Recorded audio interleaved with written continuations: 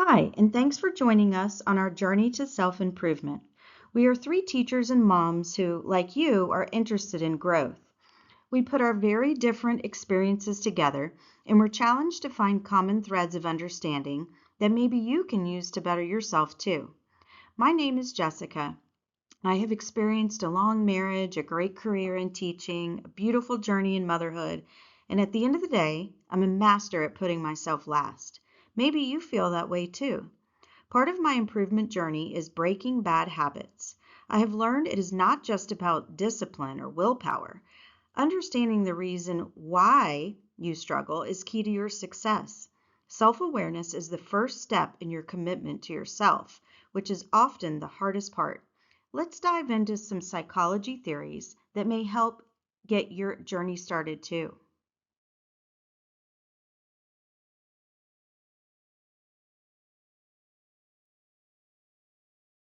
My self-development experience focused on breaking bad habits for self-improvement.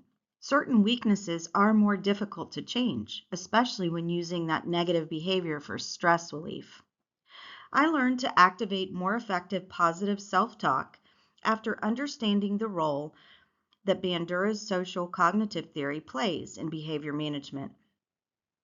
I also learned to connect early childhood experiences to middle adulthood behaviors to effectively analyze their causes and increase change. My other development experience focused on helping my student control negative outbursts. By applying Piaget's pre-operational knowledge, I supported my student's developmental needs when processing and communicating his anger. I initiated community support for him and introduced some self-reflection tools. Understanding Bronfenbrenner's bioecological theory between two environments also helped to bridge the gap of effective intervention. I want to talk to you about some theories that helped further my knowledge of how outside influences create and change who we are as humans. They also honor the importance of the windows of time that developmental stages are more influenced. When applying these theories to elementary schoolers, they emphasize the importance of positive modeling and exposure during a critical time in their development. For example, Bandura's social cognitive theory further developed my understanding of the impact of witnessing others' behavior. Bronfenbrenner's bioecological theory helped me to understand how one environment that's going on in someone's life can indirectly impact another environment in their life. Freud's theory also helped me to see how oral fixation connects childhood experiences to adult addictive behaviors, even when you're talking about stopping eating sugar. Piaget's cognitive development theory helped me to recognize that my student's ability to communicate emotions are limited by his pre-operational developmental stage and warrants extra intervention. Hi everyone, my name is Katie Dougherty. I'm a fifth grade teacher, a wife, a mom, a sister, a daughter, and someone who's always trying to grow and learn to become better for myself and the people around me. I've been teaching for 20 years and I've been married for almost 16 years, and I'm a proud mom of three amazing kids, ages 15, 13, and 8. Needless to say, life can get really busy. Between teaching full-time, being a graduate student, and managing family responsibilities, it can feel like there's always something that needs your attention.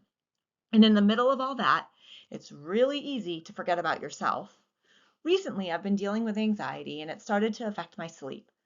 I found myself lying awake at night, thinking about everything I needed to do, everything I hadn't done yet, and everything coming up next. And I realized something important. If you don't take care of yourself, it doesn't just impact you, it impacts everyone around you. Taking care of your well-being isn't selfish, it's necessary. Because when you feel better, mentally, emotionally, physically, you show up better for your students, your family, your relationships, and yourself. You are important. So if you're feeling overwhelmed or stretched too thin, just know you're not alone. Start small, Give yourself permission to slow down, reflect, and take care of what you need, because you matter and your well-being matters too. For this project, I focused on two areas of growth, myself and my son. First, my self-development.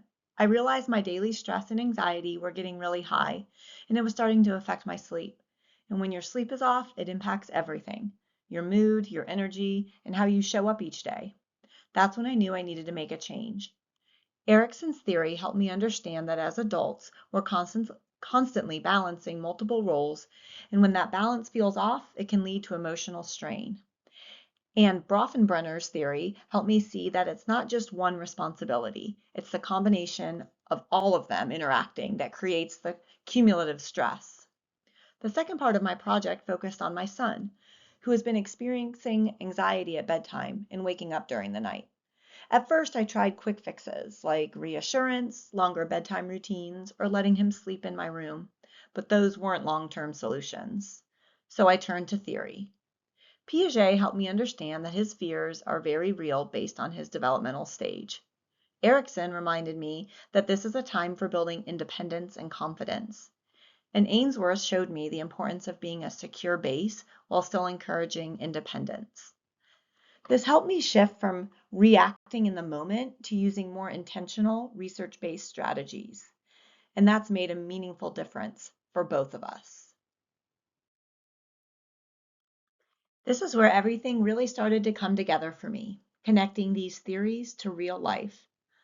Bronfenbrenner's ecological systems theory helped me recognize that my stress wasn't coming from just one place.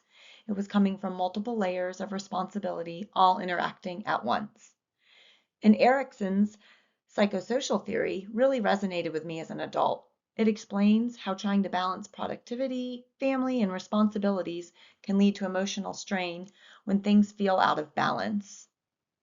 When I look at my son, Piaget's cognitive development theory helped me understand that his fears are very real to him because of his developmental stage. Erickson's theory also guided me in encouraging his independence, helping him build confidence so he doesn't rely on me as much at bedtime. And Ainsworth attachment theory reminded me that while I want to build independence, I still need to provide a secure base so he feels safe and supported.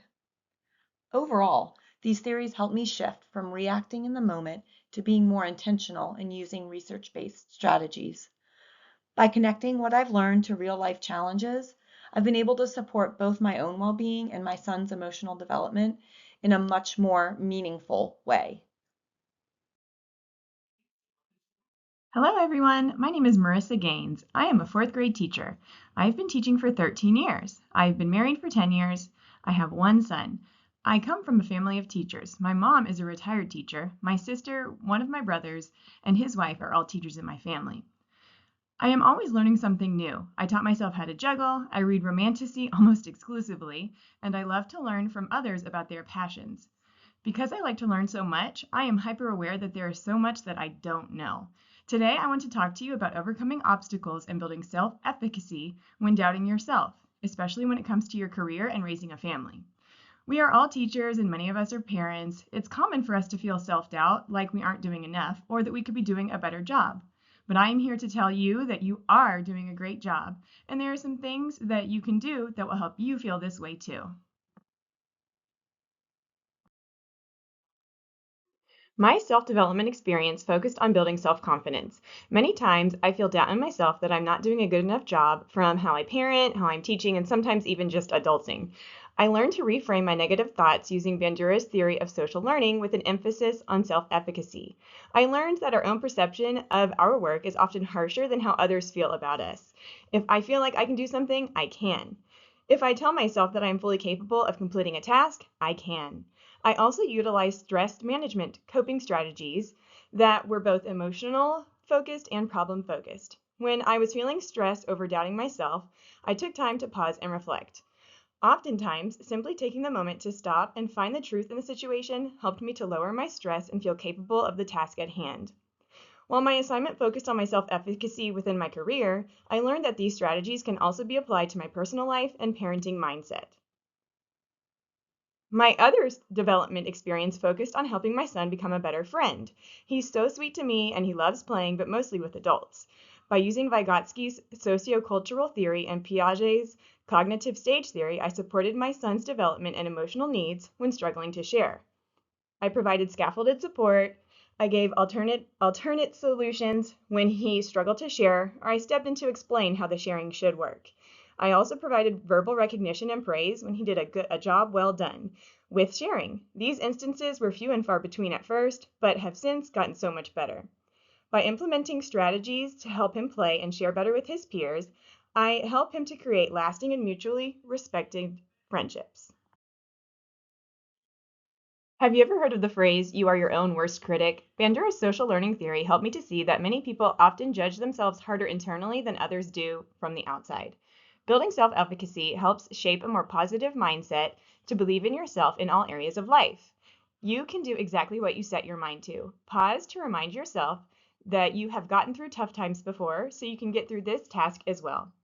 Vygotsky's social cultural theory and Piaget's cognitive stage theory helped me to see how young children are developing rapidly and often exhibit behaviors that they observe and experience. If we want our kids to share, we need to model, explain, and support how to do it appropriately. All three of these theories can be tied together with my real-life application. When I have the confidence that I can help my son become a better friend, I will model positive behaviors and provide support towards him being able to independently create friendships on his own. When I see a new task as overwhelming, I can remind myself that I have completed hard things before. I can do it again. The common thread that we learned through each of our experiences was how current, past, internal, and external stress are closely interconnected to our mental, emotional, and physical health. The power of positive reinforcement is highly effective to create change. If you want to improve yourself or help someone else achieve improvement, positive strategies in place have great influence on the outcome. Whether it's a positive reward or self-talk or increased outside support or just a deepened inner reflection and understanding about yourself. The right strategies for your needs can create change. So, after understanding the why behind stress and behavior, we wanted to focus on what we can actually do, some simple, actionable strategies. First, building self-efficacy. This means helping yourself and your child feel capable. You can start small by setting achievable goals and using positive self-talk. Next, modeling positive behaviors. Whether we realize it or not, others are always watching and learning from how we respond to situations. It's also important to support developmental needs. That means adjusting expectations based on age and stage, and understanding that not everything can be handled the same way. Another big factor is the environment. What's happening at home, at school, and in daily life all plays a role in shaping behavior. And finally, encouraging positive exposure, creating supportive and structured experiences, especially during important stages of growth. But just as important as strategies is understanding and empathy. We often judge ourselves more harshly than others do, and recognizing that can really help shift our mindset. Behavior is learned through observation, so what we see and experience truly shapes how we act. Development also plays a role. Both children and adults respond based on where they are in their growth. And our environments matter more than we sometimes realize. They influence who we become over time. Most importantly, you're not alone in this. Growth takes time, and real change happens through support, patience, and consistency. To wrap this up, we want to thank you so much for taking time to hear our stories and thoughts. We hope that you feel inspired for your own journey with self-improvement. Remember, growth is possible even as an adult. You can teach an old dog new tricks, as they say. If your goal is similar to one of ours, keep in mind that overcoming self-doubt, breaking bad habits, and managing stress all takes time. But there are strategies available to help, and we hope that you find some of ours useful for your physical, emotional, or mental suggestions. Every step you take is a step closer to where you want to be, and you've already taken the first step in considering how you can change one of your own bad habits. Even with bumps in the road and the challenges that you face along the way, the journey is what makes each of our lives unique and special, but you are not alone. Please like and subscribe and share in the comments how you're planning to take your first step to self-improvement. We can't wait to hear.